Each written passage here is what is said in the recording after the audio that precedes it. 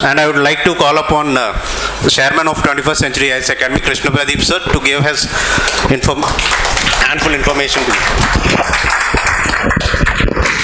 Every year, you know that around 11 lakhs people are applying for the civil service exam. So none of them, usually 99% of them will fail. Only less than 0.1% will be successful. And among these 0.1% people, again 99% cannot get it in the first attempt. So how do you crack the civil service in the first attempt? What should be the criteria? And is there any secret behind that? So there are no secrets. Everybody knows that. You also know this. You would have witnessed various videos also. How to crack the civil service in the first attempt. So here I have identified 8 points, Ashtanga Marga, you can follow them. So the 8 points of cracking the civil service in the first attempt. So what is this Ashtanga Marga? So first you have to crack the syllabus before cracking the IAS. So what syllabus? You have to crack the syllabus into its elemental parts. What is that elemental parts of the syllabus? Divide the syllabus into 4 papers. The UPSC has already cracked the syllabus into 4 papers. Each paper has several subjects. And I think in all, there are as many as 15 subjects. Suppose in the General Studies paper 1, you have world history. History related part is maximum in the paper 1, including the modern Indian history, national movement, then post-independent India, and world history. There are 4 parts related to the history. And as of course, culture, Indian culture. From ancient period to the modern period. Ancient, medieval and modern culture. So in all, there are 5 areas exclusively related to the history.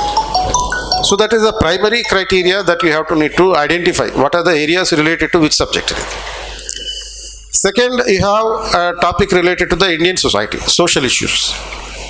Indian society, including the problems associated with the population, women, and urbanization.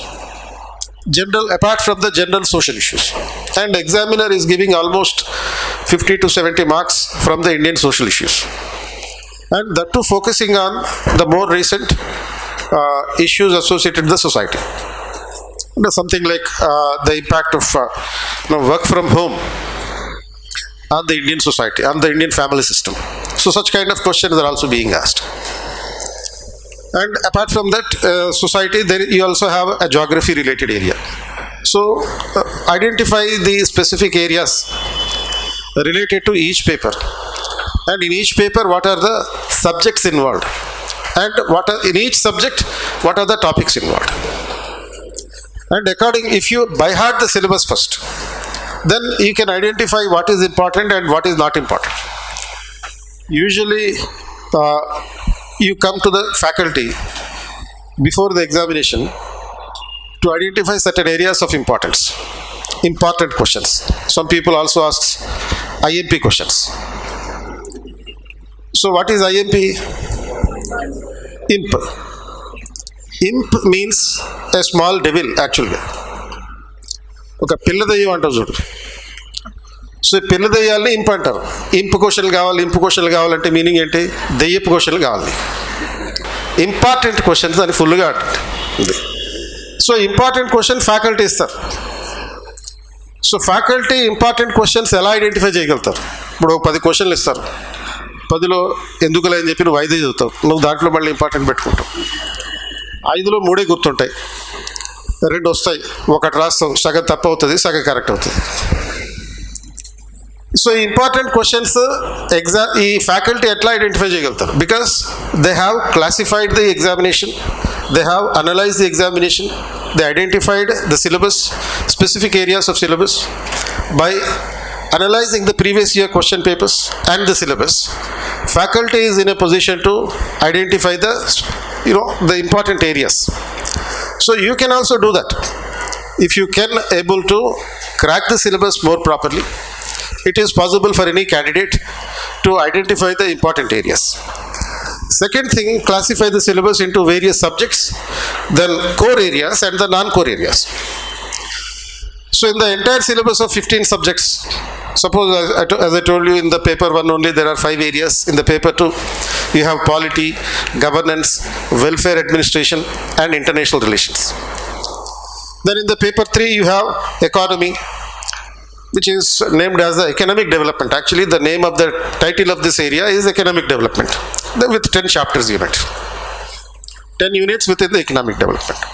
Then there is science and technology, biodiversity and environment, and disaster management and also security management.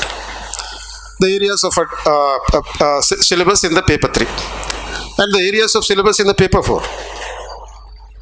Overall, the paper 4 is related to the ethics, integrity and aptitude. And within this ethics, integrity and aptitude, broadly there are 2 areas. One is the theory subject and the other is the case study subjects. Within the theory subjects, there are relevant areas with various subjects, including some areas are related to administration, that is public administration related areas, governance related areas. 3 units are there which are exclusively connected with the public administration or governance. Then 1 unit is connected with the sociology and 2 units are connected with the psychology. Sociological aspects, psychology aspects and governance and administration aspects. So you have to crack the syllabus, classify the syllabus into these dimensions. Identify with which subject that is a particular topic is related to. So among all these subjects, identify the core areas. The core areas are common to both prelims and the mains. Fortunately, your syllabus in the examination is common for, majority of the syllabus is common for the both prelims and the mains. Suppose in the prelims you have 7 areas in the general studies part. One is first unit is the current affairs, then followed by history, then geography, economy, polity and governance, and environment, science and technology, general science in fact. So all these areas other than the current affairs, they are common for both prelims and the mains. Current affairs is not specifically given in the main syllabus. Though current affairs is not specifically given in the main syllabus, you need to be well versed with the current issues also. Because the fundamental questions, the fundamental static subject would be asked with the current tail, with the current orientation. So therefore, current orientation is also important for the mains. So prelim syllabus, other than the current affairs, remaining all the 6 units are common for the mains as well. So these 6 units, history, geography, economy, polity, and science and technology, environment and ecology, they are all the 6 areas which are common subject, core subjects. Remaining all other subjects are the non-core areas. So like the areas like security management, disaster management, the Indian society, these are the non-core areas. And after identifying the core and non-core areas, draw a timetable of yourself. Everybody draws a timetable, but you fail to follow the timetable. This is a promise. And usually in the 99% cases, whoever draw the timetable will fail to follow the timetable. The people usually will fail to implement their plan. So, because you have to have the targets, because it's a lengthiest examination in the world. 1 year cycle, examination cycle is completely 1 year cycle. So since it is a 1 year examination cycle, you need minimum 2 years for the preparation. 1 year preparation in advance before writing the examination. And in the year of examination, you have to take another year. So totally you are supposed to spend minimum 2 years. But minimum 2 years may not be adequate. So unless you have a thorough preparation at least for 3 years, minimum basic preparation for 3 years, this is not possible. So you need to have yearly target first. Yearly target followed by monthly targets and weekly targets and daily targets. Daily you have to have a plan. Then 6 days of daily plan should be converted into a weekly plan. 4 weeks of plans should be converted into a monthly plan. Then finally a yearly plan. So how you should plan the daily schedule? The daily schedule should be based on the 789 formula. So what is this 789 formula? You need to sleep for 7 hours a day, minimum 6 hours and not more than 8 hours. So via media in between you take 7 hours, not less than 6 hours, not more than 9 hours, not more than 8 hours. So in between take 7 hours. Because 6 hours కన్నా తక్కువ పడుకుంటే exam హాల్లోకి వెళ్ళి మూర్చిపోతాం, డైరెక్ట్గా మూర్చిపోతాం. అంటే పర్ఫెక్ట్గా exam హాల్లోకి వెళ్ళిన తర్వాతనే మూర్చిపోవడం ఏంటి? ఇది నా సొంత కవిత్వం కాదు, నేను చూసిన స్టూడెంట్స్ గురించి చెప్తున్నాను. మీ మధ్యలోనే 2-3 ఉన్నారు, ఎగ్జామ్ హాల్కి వెళ్ళి విపరీతంగా ప్రిపేర్ అయిపోయారు. అంటే రోజుకి 24 గంటలు ఉంటే మినిమం 25 గంటలు ప్రిపేర్ అయ్యారు. అది ఆ రేంజ్లో ప్రిపేర్ అవడంతో ఈ టెన్షన్ పెరిగిపోయి, ప్రెషర్ పెరిగిపోయి, బ్లడ్ ప్రెషర్ పెరిగిపోయి ఎగ్జామ్ హాల్లోకి వెళ్ళిన తర్వాత క్వశ్చన్ పేపర్ తీసుకున్న తర్వాత క్వశ్చన్ పేపర్ చూడంగానే ఇక మైండ్ బ్లాక్ అయ్యి రెడ్ అయ్యి వైట్ అయ్యి ఏ కలర్లో పెడితే ఆ కలర్లో తిరిగిపోయి పడిపోతారు, ఎగ్జామ్ రాయలేరు. అండ్ మోస్ట్లీ ఈ ప్రాబ్లం గర్ల్స్లో ఎక్కువ ఉంటుంది. అంటే నాకు తెలిసిన 5 స్టూడెంట్స్లో 3 గర్ల్స్ ఉన్నారు. ఇలా ఎగ్జామ్ హాల్లోకి వెళ్ళి క్వశ్చన్ పేపర్ తీసుకున్న తర్వాత మూర్చిపోయి పడిపోవడం. అంటే ఈ బ్లడ్ ప్రెషర్ వల్ల, టెన్షన్ వల్ల ఒకేసారి బ్లాస్ట్ అయిపోయి అలా పడిపోయేటటువంటి పరిస్థితులు. ఎందుకంటే ఈ గర్ల్స్ ఎందుకు ఎక్కువ ఇటువంటి పరిస్థితులు ఎదురవుతున్నాయంటే వీళ్ళు పడుకోకపోవడమే కాకుండా తిండి కూడా తినరు. ఆ కారణంతో అంటే నిద్ర ఇంపార్టెంటే, తిండి కూడా ఇంపార్టెంటే. తిండి తినాలి అని చెప్పి తెగ తినేయకూడదు, మళ్ళీ రీజనబుల్గా తినాలి. సో 7 అవర్స్ అయితే మినిమం పడుకోవాలి. తర్వాత 8 అవర్స్ యాక్టివిటీస్ ఉంటాయి. సపోజ్ 8 అవర్స్ యాక్టివిటీస్లో ఒక 5 అవర్స్ క్లాస్ అనుకోండి, అండ్ ఒక 3 అవర్స్ మీరు మిగతా యాక్టివిటీస్, అంటే మీరు స్నానం చేసినా చేయకపోయినా చేయాల్సి ఉంటుంది. ఎందుకంటే సమాజం మిమ్మల్ని ఊరుకోదు మళ్ళీ. But you have to take a bath, then other activities, then you have to eat food, then social timings అంటే మీ పేరెంట్స్తో మాట్లాడాలి, మీ ఫ్రెండ్స్తో మాట్లాడాలి, అండ్ ఇటువంటి అన్నీ కలిపి ఒక 8 అవర్స్. దెన్ ఒక 9 అవర్స్ ఇప్పుడు చదువుకోండి, అంటే ఆ 9 గంటలు చదువుకోవాలి రోజు. అది so 9 hours, 7, 8, 9, 7 hours sleep, 8 hours activity and 9 hours study. SAS 789 is equal to SAS, sleep, activity, study. So ఈ 3 గుర్తుపెట్టుకుంటే best. And 5th formula is you need to take the mock test. Not just reading continuously, not just studying the continuously. Mock టెస్ట్లు important. So ఈ మాక్ టెస్ట్లు అంటే prelims మాక్ టెస్ట్లు ఉంటాయి. So మన దగ్గర మనం భవానీ శంకర్ సార్ ఒక మెడిటేషనల్ మెంటర్షిప్ అనే ఒక ప్రోగ్రామ్ ఆపరేట్ చేస్తున్నారు. అంటే మెంటర్షిప్ అనేది మామూలుగా అన్ని చోట్ల ఉంటుంది, మన దగ్గర మెడిటేషనల్ మెంటర్షిప్ ఉంది. అంటే మెడిటేషన్ ఎంత ఫోకస్డ్గా, ఎంత శ్రద్ధగా చేస్తామో మెంటర్షిప్ అంత శ్రద్ధగా ఉంటుంది. అంటే ఈ గ్రూప్లో ఉండేవాళ్ళు, ఈ మెడిటేషనల్ మెంటర్షిప్ గ్రూప్లో ఉండేవాళ్ళు ఎనీ టైం వీళ్ళు సార్కి మెసేజ్ పెడతారు. ఇప్పుడు మిడ్ నైట్, కొంతమంది లేట్ నైట్ పడుకొని అలవాటు ఉంటుంది, 1 o'clock 2 o'clock వాళ్ళకి ఏదో డౌట్ వస్తుంది చదువుతూ ఉండగా. సార్ నాకు ఈ డౌట్ వచ్చింది అని మెసేజ్ పెడతారు. మెసేజ్ పెట్టగానే భవానీ శంకర్ సార్ దానికి ఇమీడియట్గా రిప్లై పెడతారు. ఆయనకి ఇంకా పెళ్లి కాలేదు కాబట్టి సరిపోయింది. లేకపోతే పెళ్ళి అయితే ఏమవుతుంది, ఈ భద్రాత్రి ఎవరికి మెసేజ్లు పెడుతున్నామని అడుగుతారు. అది అన్నిటికన్నా పెద్ద ప్రాబ్లం జీవితంలో. సో కాబట్టి any time you can in contact with the faculty consult, ఈ మెంటర్షిప్ అనేటటువంటి ప్రోగ్రామ్. సో ఈ మెంటర్షిప్లో ఏం చేస్తారంటే ప్రతిరోజు మీకు ఇచ్చి ఉంటారు ఆ మెంటర్షిప్ బుక్స్. ఆ మెంటర్షిప్ బుక్స్లో ఏముంటుంది, ఒక 120 days ప్రోగ్రామ్ ఉంటుంది ఒకటి. ఆ 120 days ప్రోగ్రాంలో భాగంగా మొత్తం సబ్జెక్ట్స్ అన్ని, core subjects and non core subjects 120 days కింద డివైడ్ చేశారు. సో 120 days కింద డివైడ్ చేసి రోజుకి ఒక పర్టికులర్ యూనిట్ ఇస్తారు. సపోజ్ ఈరోజు ఇండస్ వ్యాలీ సివిలైజేషన్తో స్టార్ట్ అవుతుంది. ఈరోజు మొత్తం ఒక 3-4 books ఇండస్ వ్యాలీ సివిలైజేషన్ గురించి చదవాల్సిన 3-4 books కూడా అక్కడ లిస్ట్ ఉంటుంది. అండ్ ఆ 3-4 booksలో ఉన్న ఇండస్ వ్యాలీ సివిలైజేషన్ ఎన్సీఆర్టీ కానీ లేకపోతే ఇంకా స్టాండర్డ్స్ మెటీరియల్ కానీ అవన్నీ చదివేయాలి. ఓన్లీ ఇండస్ వ్యాలీ సివిలైజేషన్ గురించి ఈ 9 గంటల్లో చదివేయాలి. చదివేసిన తర్వాత ఈవినింగ్ టైంలో మీకు ఒక 25 క్వశ్చన్స్ తోటి మల్టిపుల్ చాయిస్ క్వశ్చన్స్ ఇస్తారు. అది అండ్ 1 మెయిన్స్ క్వశ్చన్ కూడా ఇస్తారు. సో ఇట్లా ప్రతిరోజు మల్టిపుల్ చాయిస్ క్వశ్చన్స్ మార్క్ టెస్ట్లు మీరు ప్రాక్టీస్ చేస్తూ ఉంటారు. అండ్ ఎవ్రీ వీకెండ్ టెస్టులు ప్రాక్టీస్ చేస్తుంటారు. ఇలా మార్క్ టెస్ట్లు ప్రిలిమ్స్ మీద ప్రాక్టీస్ చేస్తూ ఉంటే మినిమం ఇట్లా 120 డేస్ అంటే ఒక 4 నెలలు ఇలా 3 times చదవాలి మీరు.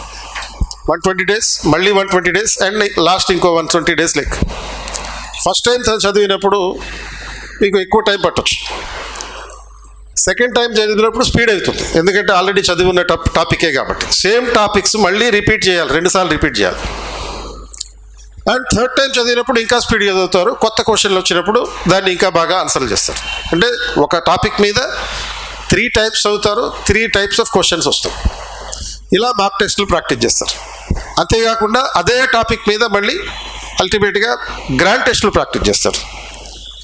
సో అంటే ఈ 120 డేస్ ప్రోగ్రామ్ని 3 times కనుక మీరు ప్రాక్టీస్ చేస్తే మినిమం ఒక 10,000 మల్టిపుల్ చాయిస్ క్వశ్చన్స్ మీరు ప్రాక్టీస్ చేస్తే నీకు ఎగ్జామ్లో ఎన్ని క్వశ్చన్లు వస్తాయి? 100 క్వశ్చన్స్ వస్తాయి. 10,000లో నుంచి 100 క్వశ్చన్లు రాకపోయినా మినిమం 90 అయితే వస్తాయి కదా.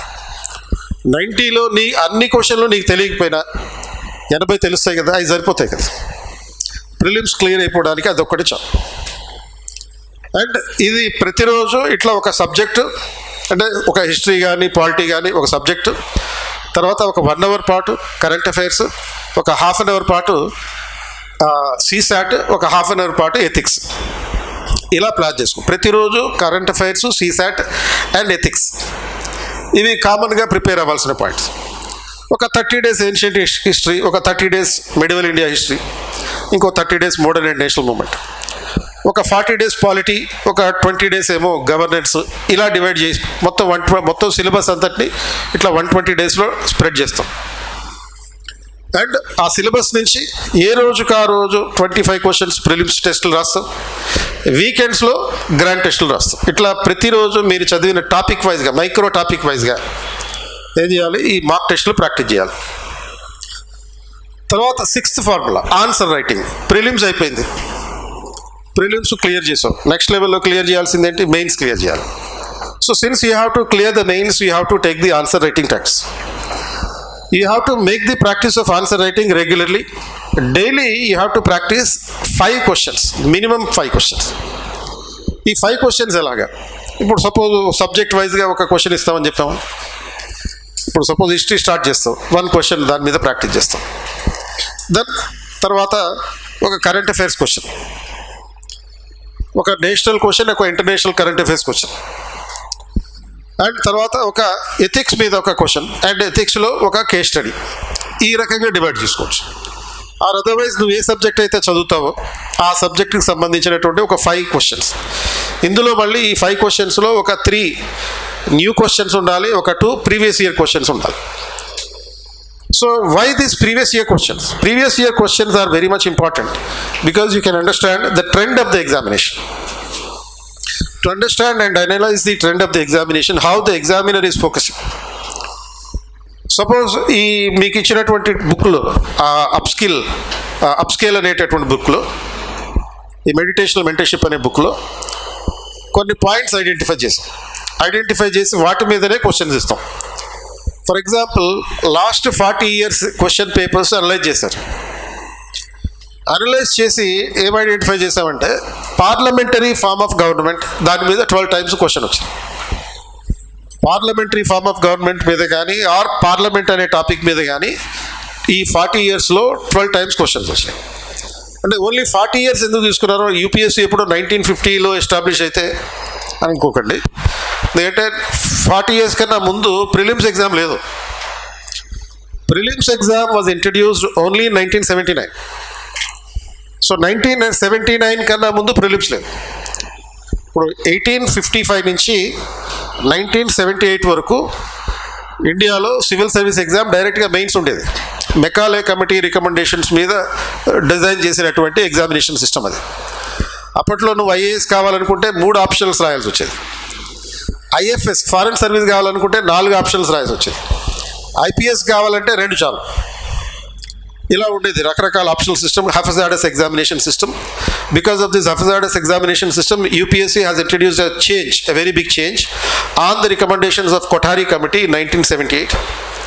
And from 1979, they have introduced this filtering examination called preliminary examination with a general studies paper and an optional paper. Prelims lo kuda optional undedi.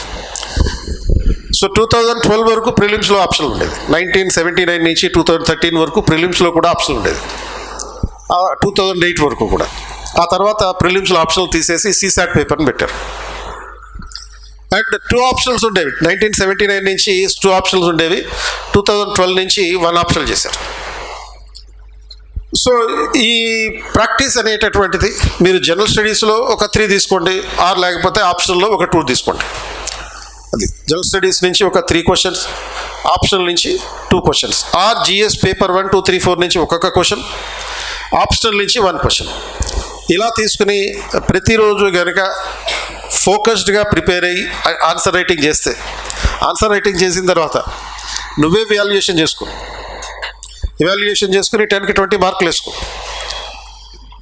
So ఎందుకంటే నీ అంతటి నువ్వే ఇవాల్యుయేషన్ చేసుకుంటావు కాబట్టి 10కి 20 వేసుకుంటావు, 100 కూడా వేసుకుంటావు దొరికితే అవకాశం. కానీ మనకి ఆత్మసాక్షి ఉంటుంది కాబట్టి ఏం చేయాలి, నీ ఫ్రెండ్కి చూపించాలి ఆ ఆన్సర్. నీ ఫ్రెండ్ చూసి వాడు 0 వేస్తాడు, అది మరీ ఘోరంగా ఉంటుంది పరిస్థితి. ఎందుకంటే వీడు నాకన్నా బాగా రాస్తున్నాడు. సపోజ్ నీ ఫ్రెండ్కి ఆ ఆన్సర్ చూపించినప్పుడు కనుక వాడు 0 వేస్తే మీనింగ్ ఏంటి, నీ ఆన్సర్ అద్భుతంగా ఉందని అర్థం. వాడు కడుపు మంటతోటి నీకు 0 వేస్తాడు అంటే దాని మీనింగ్ ఏంటి, నీకు 7 మార్క్స్ వచ్చినట్టు. యూజువల్గా యూపీఎస్సీ ఎగ్జామ్లో total marks, highest marks, first ర్యాంకర్కి వచ్చే మార్క్స్ 53 నుంచి 55% ఉంటాయి. Not more than 55%. Because UPSC is looking only for the average candidates, not extraordinary candidates. Average candidates అంటే ఏంటి, extraordinary అంటే ఏంటి? Extraordinary అంటే anybody who got more than 70%. Average అంటే ఏంటి, 55 నుంచి 60% వచ్చిన వాళ్ళు average. And nobody gets more than 55% of the marks. So ఈ 55% మార్క్స్ వచ్చినాయంటే నువ్వు ఫస్ట్ ర్యాంక్లో ఉన్నట్టు, ఆర్ అదర్వైజ్ అట్లీస్ట్ టాప్ 10లో ఉన్నట్టు.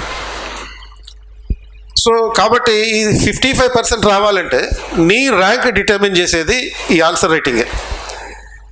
నిన్న వచ్చిన వాళ్ళకి హ్యాండ్ రైటింగ్ గురించి చెప్పాం కదా.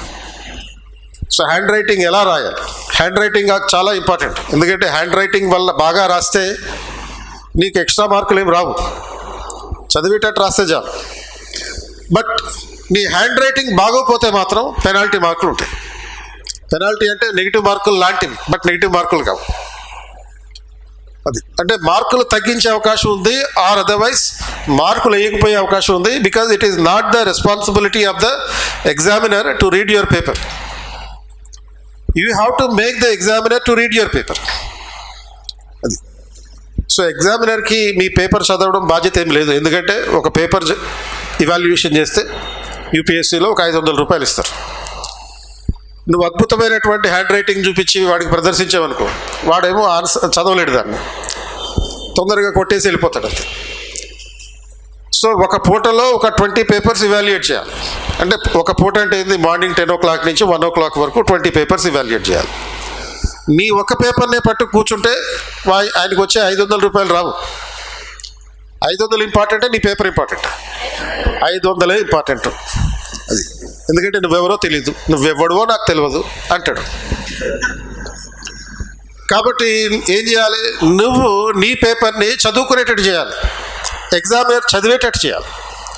చేయాలంటే మినిమం నీ హ్యాండ్ రైటింగ్ అనేది చదివేటట్టు ఉండాలి. Legible hand writing is adequate. So legible hand writing compulsory. అది ఒకవేళ నీకు బాగోకపోతే చిన్న చిన్న టెక్నిక్స్ నిన్న మీరు వినే ఉంటారు. అండ్ నాకు తెలిసింది ఏంటంటే, మీరు చిన్నగా రాస్తుంటే నీ అక్షరం సైజుని పెంచుకుంటాం. అంటే ఒక each letter should be at least a 1/4 centimeter. అలాగే maintain a 1/4 centimeter gap between one word to another word. So words మధ్యన గ్యాప్ మెయింటైన్ చేస్తూ అక్షరాల సైజు, లెటర్ సైజు పెంచుకుంటూ ఆన్సర్ రైటింగ్ ప్రాక్టీస్ చేయాలి, హ్యాండ్ రైటింగ్ ఇంప్రూవ్ చేసుకోవాలి. సో దీనికి మించి ఇంకేం చేయలేము. ఇప్పటికిప్పుడు క్యాలిగ్రఫీ రాదు మనకి. సో కాబట్టి ఈ ఆన్సర్ రైటింగ్లో handwriting important, as well as presentation of the quality of the answer is also important. And seventh point, current affairs. You need to read at least one newspaper a day. At least one newspaper. ఇక 2-3 చదివేవంటే you may be Balakrishna or Mohan Babu. So కాబట్టి minimum అయితే ఒక 1 news paper కావాలి. ఇంతకుముందు Hindu paper చదవమని చెప్పేవాళ్ళు ఒక 4-5 years క్రితం వరకు. 4-5 years నుంచి హిందూ పేపర్ సజెస్ట్ చేయట్లేదు, చదివినా పర్వాలేదు. You have to read Indian Express. Even if you are reading the Hindu paper, Indian Express మాత్రం కంపల్సరీగా చదవండి. అంటే there are lot of political issues behind this, why the Indian Express is important అనేది. So కాబట్టి ఆ పొలిటికల్ ఇష్యూస్లోకి పోకుండా ఇక్కడ నేను అడ్వైజ్ చేసేది ఏంటంటే, హిందూ పేపర్ మీద ఈ యూపీఎస్సీ ఫోకస్ తగ్గించింది, ఇండియన్ ఎక్స్ప్రెస్ నుంచి ఎక్కువ ఫోకస్ ఉంది. అండ్ యోజన, కురుక్షేత్ర చదవండి. Kurukshetra is mostly useful only for the economy. And some of the articles will be useful for the public administration if your optional happen to be public administration for the second paper, economy related, rural development related areas. And PIB news items kuda untayi. So ee press information bureau ki sambandhinchina current affairs. So because current affairs is the crux of the entire syllabus of the UPSC. Why current affairs is the crux? Because in the prelims there will be at least 20 questions based on the current affairs directly. And in the remaining static part also, there will be influence of the current affairs. And in the mains paper, at least 80% of the questions are based on the current issues. Generally say you can present better if you are having this current orientation, contemporary orientation. So combining all these things, you need to formulate your own notes. You have to develop your own notes. Don't try for the notes of somebody else.